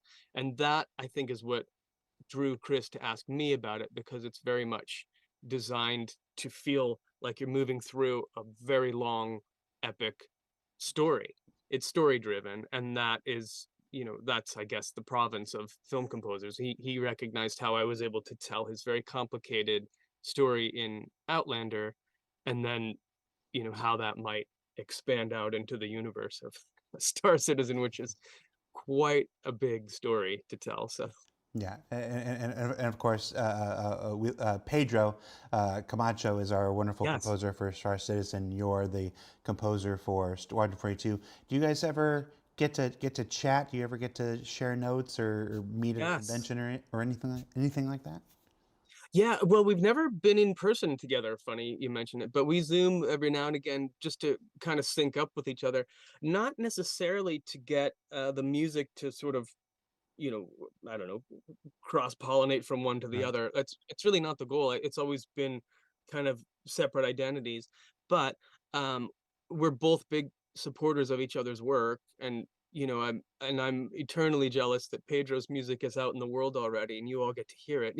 That's why something like Hold the Line, which you were talking about, is a little glimpse into the enormous amount of work that I've already done on Squadron that won't come to light until people are, you know, until we get it into the player's hands. Right. So Pedro gets a kind of a like a rolling delivery, where every few months you all get to hear his new brilliant work. So yeah. So I just call him to tell him I'm jealous. That's what. That's right.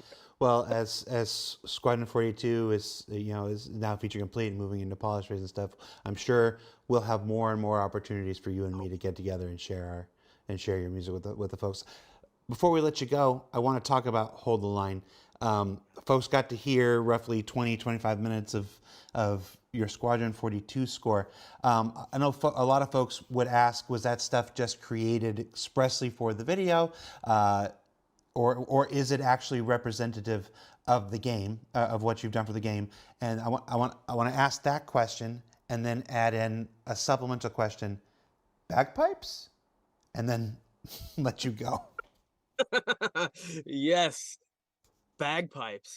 Maybe I'm going to answer your questions in reverse order, because bagpipes is the order of the day. No, so it's funny. Okay, actually, that sequence which you do see, you know, the opening, it's a cinematic in game. So that music was written very specifically for that sequence, and everything obviously still work in progress. But I believe me, we're keeping the bagpipes. We experimented quite a lot with different instrumentation for that, for the fleet reveal. let me back it up, actually. Initially, that piece of music is written as a UEE theme. It actually functions sort of like, uh, you know, most of the world's navies have a theme song, right? The U.S. Navy, I think it's "Eternal Father, Strong to Save." It's a hymn, Yeah. and so we started there. It was something Chris Roberts and I talked about. What if we had a hymn for the UEE Navy? Like, what would their theme be? And in fact, there's even very wide variations of this piece of music already getting used in various parts of the game. We only showed one little glimpse of it for Hold the Line, but that is a theme for the UEE, for the Navy as a whole, and it works in all sorts of ways. It can be very emotional, it can be very somber, it can be very triumphant, it can be officious, it can be used as score, it can be used, there's a set of lyrics actually written for it. So that's a piece of music that's gonna be heard many, many times throughout the game. But the fleet reveal is one of the first times you hear it, and I thought, well, what needs to happen here is it needs to be a piece of music that represents that the UEE is not one country or one ethnicity or one nation's purpose. It's the purpose of Earth. I mean, it's in the title, UEE. So the piece of music could represent really any culture and all culture from anywhere on the Earth, because here we are united in defense of our planet. So it meant we could go exploring instrumentation, anything really, anything that has the right, grandeur for the moment. And so there was an orchestral version of that sequence that played nicely, but maybe felt, I don't know, not not bespoke enough to the sequence. And once we got to the bagpipes, and there's also taiko drums from Japan, and there's some drums from South America, and so it actually is a combination of many cultures, um, to represent, this is our fleet. This is the gathering that we have put together to defend the planet. I realize that's a lofty goal for a 10-second piece of music, but this is the type of We're not, ambition, I think. I was going to say, we're no strangers to ambition here. Yeah, We're no exactly. strangers to ambition. Yeah, so that was bagpipes. And That was second question, bagpipes. so this is, you can confirm that this is music that people would hear in the game. It's the UE theme. That Okay. one is indeed thematic.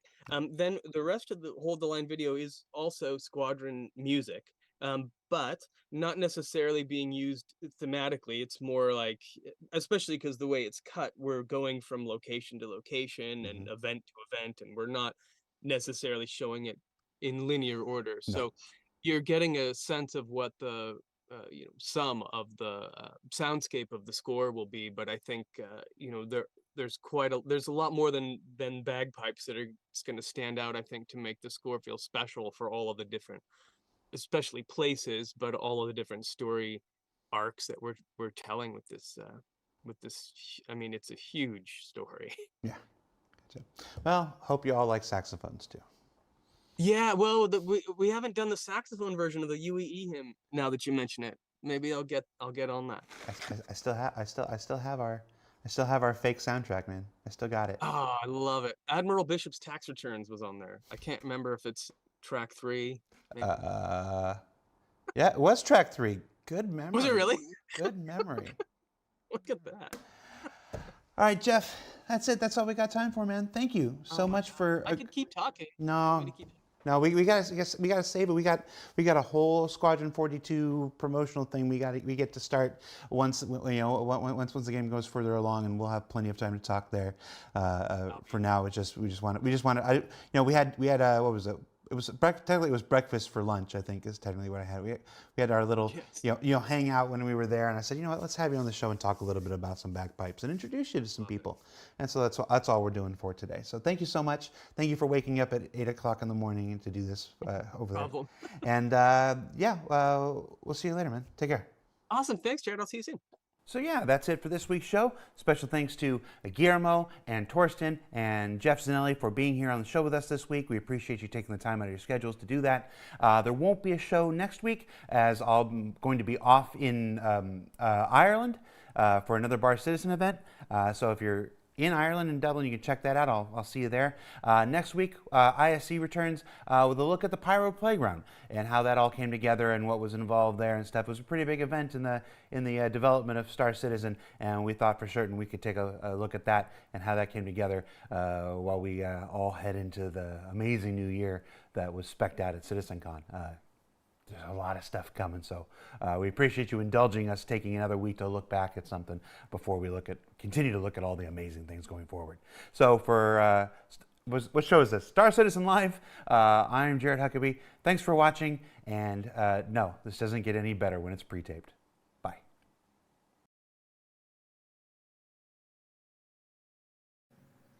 Thanks for watching.